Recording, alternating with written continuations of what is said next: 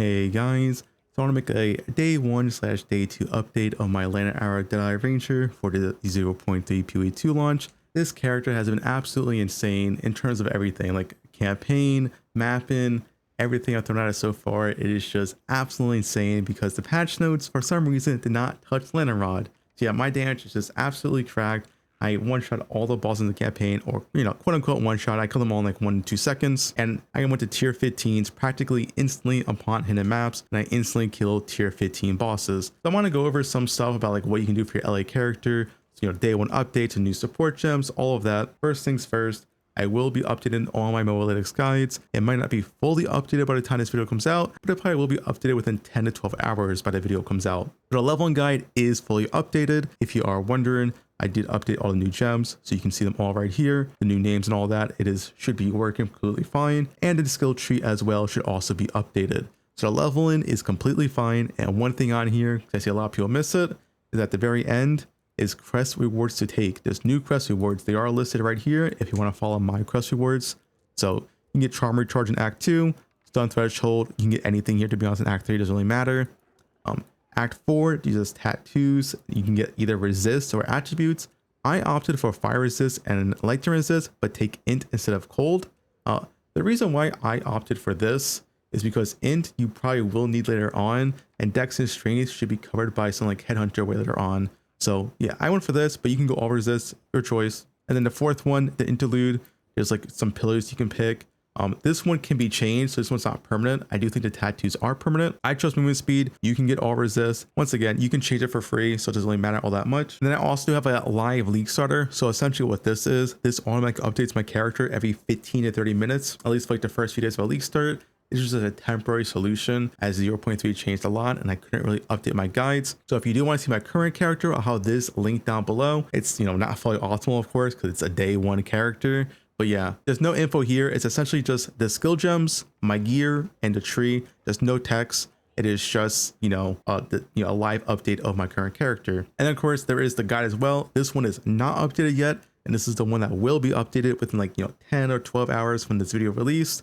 So I will just follow the leveling guide. When you get to maps, just follow this live version until I fully update the real build. So I do hope that helps you. But yeah, this character has been absolutely insane. It's actually better than I expected. As you can see here, we ended the day at rank 5. I actually did reach rank 1. I was actually the first player to reach level 90 in the game. That was pretty cool. But yeah, I've been absolutely just speed farming maps, doing abyss with no issue whatsoever. I am a little bit squishy right now because the evasion changes. Essentially the TLDR is you are nerfed early on. You're pretty squishy early on as a ranger now. But late game, when you have like 30k plus evasion, you're going to feel quite tanky because they did drastically change the evasion formula. So if you feel squishy entering maps, that is going to be normal because you are nerfed early on. But it should be way better later on. So yeah, do keep that in mind. Eventually, I probably will go like an ES evasion hybrid setup as well. But yeah, right now, I do need some more life, so I will not be as squishy. I have 58% evasion without tailwind stacks and also 43% chance to deflect. I did take some deflect nodes. I'm kind of like mid on deflect, not too sure right now. ES is definitely better late game because ES on the skill tree is not nerfed. It's still the same values, which means, ES is just absolutely insane late game still. So you definitely will be going for that ES hybrid setup late game. Early on, you just go pure evasion, as it's kind of hard to go ES early on as Deadeye. This is my updated skill tree, which I will have linked down below as well. Essentially, there's really insane companion nodes now. They add a bunch of these. These are essentially 22% increased damage each, because Inspire an Ally makes all increased and reduction to companion damage also apply to you. So you get 12% increased damage here on the top line and then 10% increased damage on the bottom line, giving you 22%. And yes, if you are using Rhoa, Rhoa does count as a companion. And also Rhoa is absolutely insane this patch. If you have not tried it out, do try it out again. Essentially what they did to Rhoa this patch, not only did they give it 15% increased movement speed, they also made the stun bar on Rhoa rapidly decay over 2 seconds if you have not taken damage in 2 seconds. So it's really, really nice. I go multiple maps without ever having to dismount my Rhoa because the stun bar just always keeps decaying. It is extremely nice quality of life that they added to this patch. So yeah, do try out Rhoa. You can also use Tame Beast if you want. It is your choice. As long as you are using a companion, because like I said, these companion nodes are just absolutely insane this patch. Not only did they buff it, they added a bunch more. So this is essentially 88% increased damage from these 4 points, 88% increased damage from these 4 points, and then 66% increased damage from these 3 points. It is just so much generic increased damage. It is really, really, really strong. But as you can see, my tree is slightly different. We took some deflection nodes. So we took this wheel right here, this wheel, and these is also a deflection now as well. I probably will go down here maybe in the future and get these moving speed nodes and also this deflection node and then this deflection node as well. So yeah, but currently this is my tree, and even as non-crit, I'm doing a roughly like 2 to 3 million, up to like 4 million DPS burst. So yeah, you have more than enough damage as non-crit for now. Of course, in the very late game, you will be going crit for the maximum damage, but non-crit with the new skill tree is so much damage that you're fine for a while. Just chill with like the highest DPS bow you can get. This is my bow currently. It is quite good. I did self-craft this. If you are wondering, if you do want to self-craft your own bow, I would recommend you use Perfect Orb Transmutations on a Gemini bow, and then use a Perfect Orb Augmentation if the Perfect Orb or Transmutation got something good. If not, just use like a regular Greater Orb, because these are pretty limited. After that, you can go with an Essence. So there's a lot of good Essence. Essence are really, really insane this patch. I used a Fizz Essence. So the Fizz Essence was just a very, very high Fizz roll. And then you just, Exalt Slam. You Exalt Slam until 5 modifiers, and the last modifier you can do is with the new Abyss currency. So yeah, this Abyss currency is essentially like a Veiled Orb in PoE 1.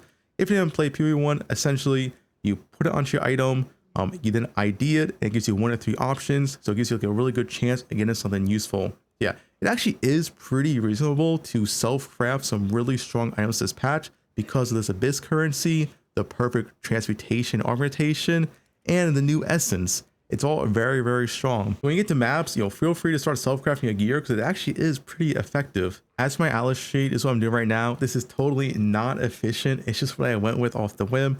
I just kind of really didn't think about my Alice sheet to start. I just went for SS nodes, shrines to speed up mapping early on, and strong boxes because the research strong box generally drops a lot of currency. I think in the end, what I'm going to do with how strong Essence is, I'm going to fully spec into Essence, and then fully spec into like as much map effect modifiers as I can as soon as I can handle it for the maximum amount of juice. Yeah, because Essence really, really is good, and I do expect some Essence to be worth quite a bit. So besides that, to focus on the character's gear, do try to get the highest evasion chest you can get. This is just so important. Mine's not even that insane. It is quite good, but yeah, you can get way higher evasion. Top end is probably like 2.7, 2.8k. Originally, like 2k evasion chest is quite reasonable. You can forego life here if you want to even higher evasion. And then as for the damage side, you want as much flat damage as possible. This is very, very important on your rings and gloves, and of course the highest DPS bow.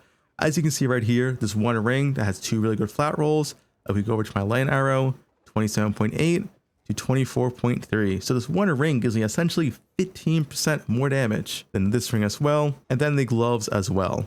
So if I take like everything off, you can see we go from 22k to 27k. So it's like somewhere around the range of like 25 to 30% more damage, and these flats aren't even that good. Like as you can see here, this is a tier 8 tier 7 flat. This one is pretty decent. This one is tier 3 tier 2, and this is just tier 6. I'm missing a lot of damage by missing flat myself, so it's not a great example, but if you have like a really good flat on both rings and your gloves, it gives you a ton more damage. So do try to get as much flat as possible on your rings and gloves. As for your boots, just try to get like life, evasion, and the highest move speed. Belt, my belt's really, really bad. But yeah, just resist and life. Helm, evasion, life, resist. Rarity if you can. Amulet, I have a spirit on my amulet, then this resist. You do want to get plus projectiles here if you can. And then for quiver, increase damage of bow skills, projectile speed, plus 2 procs, the standard stuff here. My quiver base is bad, but it's what I have for now, and it is quite good. I will definitely replace this later on though. So yeah, if you are struggling, do try to get as much flat damage as possible. This build scales so well with flat damage, especially in campaign. In campaign, the difference between having flat damage on your gear and not having flat damage can be somewhere upwards like 50% more damage. It really is just that insane. And if you are wondering, I was trying the new Deadeye Ascendency nodes. I did try a call shot. I think this is bad. I don't think it's worth it. I'm not going to use it. Maybe there's some like, tech to use it or make it more functional in the future. But right now, it feels really clunky. It's not worth to use. So yeah, I'm just going to the standard Deadeye route. You get Tailwind first, then Point Blank or Horror Shot, up to you, and then Endless Munition with Wind Ward last. That is just a standard Deadeye route. I don't think Call Shots is worth it. Bullseye got absolutely nerfed last minute. I definitely would not play this. I think it's really, really weak now. And this also got nerfed to on Chase, and we don't use Frenzies anyway. But yeah, call shots did not feel that good. I did try it out though. Yeah, I think that's mostly about it for my day 1 characters update. I hope I can answer some questions. The guides will be fully updated. The level 1 guide is fully updated. There's a live character update that essentially is just a snapshot, and then I will have the regular full build updated, somewhere between like 10 and 12 hours from when this video is released. Once again, this character is definitely met far above expectations. It's just so strong. It honestly feels too strong for a day 1 character. Like I can walk into Arbiter 0 and probably just insta kill him, or Zestio and insta kill him, which is really insane for just like a fresh new league. Yeah, that's about it. If you have any questions, feel free to comment below. Of course, I'm always streaming on Twitch. I did actually reach like my highest sub count and highest view count ever yesterday on Twitch, and also just reached 100,000 subs on YouTube. So I just want to say thanks. Absolutely a really fun journey and a very fun league start. The Abyss League mechanic itself is also very fun. I'm really enjoying it. So yeah, once again, thank you guys, and yeah, I'll see you next time.